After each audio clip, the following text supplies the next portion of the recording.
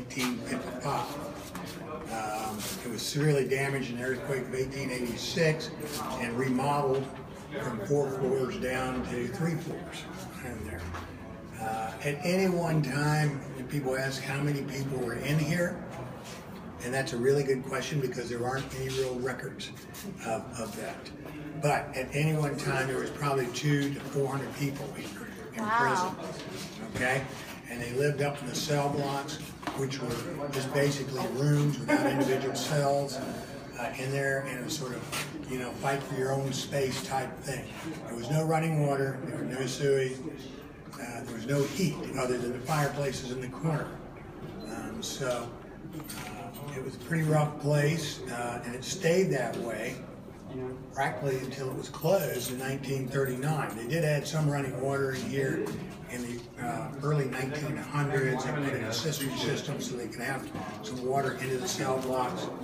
But we don't have it. But as far as sanitary facilities like bathrooms and that sort of stuff, didn't happen. They were still using buckets and that sort of thing. Food was prepared in a central kitchen, which was down in the basement, and then carried up to the cells and ladled out to the prisoners, who would have their own little pan or pail or, for it. So living conditions very, very, very crude. They also hung a lot of people here, and the gallows were in the backyard, back over here in the back corner. Within there. So this was a place where people would come for the weekly executions to watch and see who got hung and whatever. Denmark Vesey was held here for a while, okay, after his capture, but he was not hung here. He was actually hung on Marion Square. Lavinia's Herner is the first female mass murderer in the United States, and she and her husband met their end here back in the early 1800s. They ran a tavern down on what's called 6 Mile Road, and travelers would come in and stop before getting to Charleston, and if they thought the travelers had something of value, they just feed them a little oleander tea. Oleanders are poisonous plants that we have all over Charleston that are very decorative, but don't make tea with the leaves. And so they would kill them, take their belongings, the husband would dispose of the bodies, and take them on. Yeah.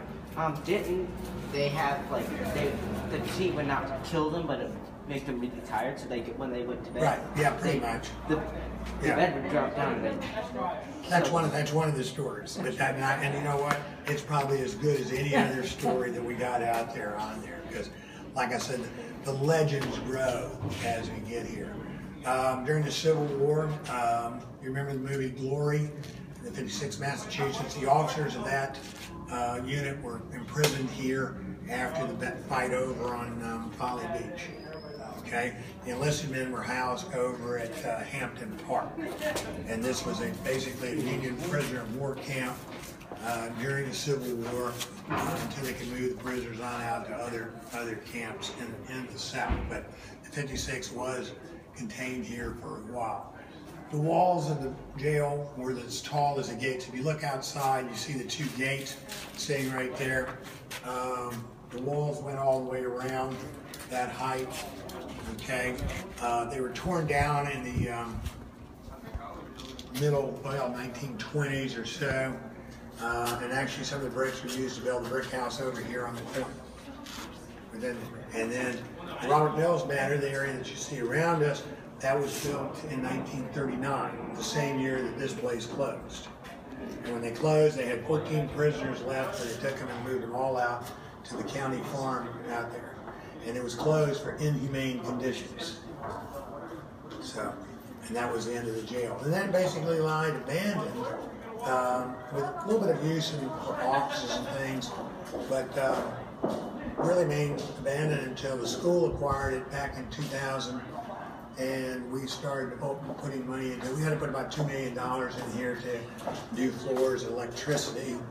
In 1995, the Park Service put some money into it because the ends of the building were falling off because of the steel that they put in. Steel rusts, and when it rusts and expands.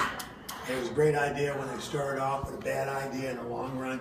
And it literally was pushing the ends of the building off. Hence, we had to put, when you walk around the outside, you'll see these C-channel bars up here. We had to jack the building back together again is what we've done. And we've rebuilt that wall over there completely. In other words, when we say rebuild, I mean we took it down brick by brick and we put it back up brick by brick. And put new more. We haven't done it on this side. So, and it's home to the ghost tours. Every night we have tours through here run by the Bulldog Tour Company. And they come through here looking for ghosts, and they actually find some at times.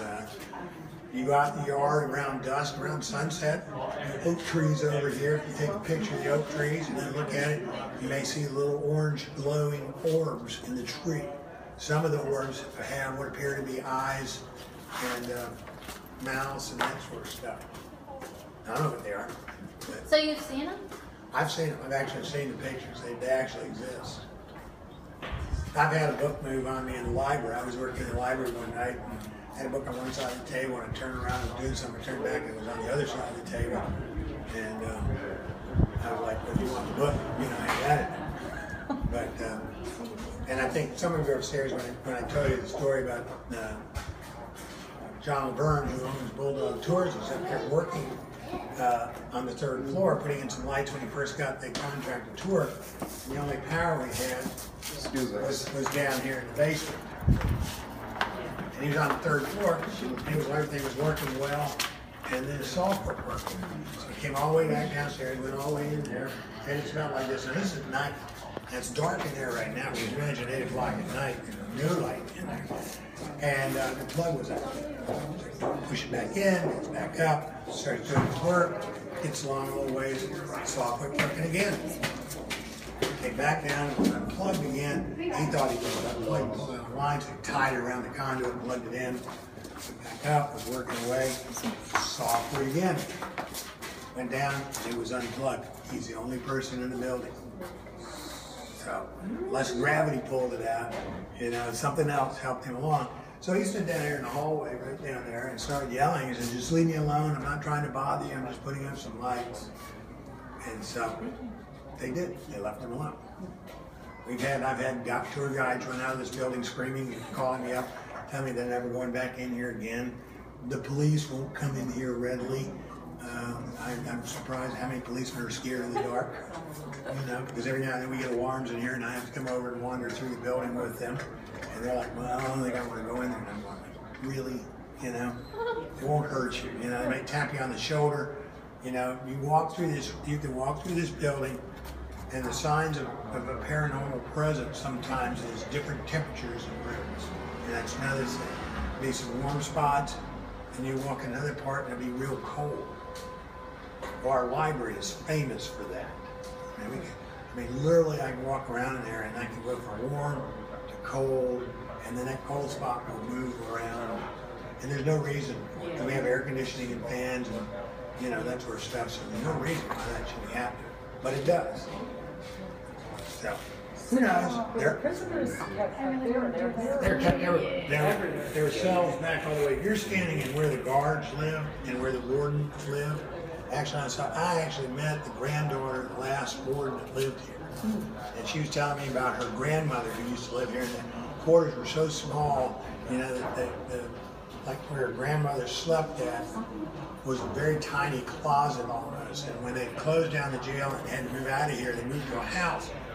And her grandmother couldn't live in the bedroom. She couldn't sleep in it. It was too big, so she'd sleep in the closet and scare everybody. Didn't want to come leaping out. But this was administrative areas. To the right was the kitchen. To the left was the morgue. Then back further were cells. We can walk back here. I mean, everybody.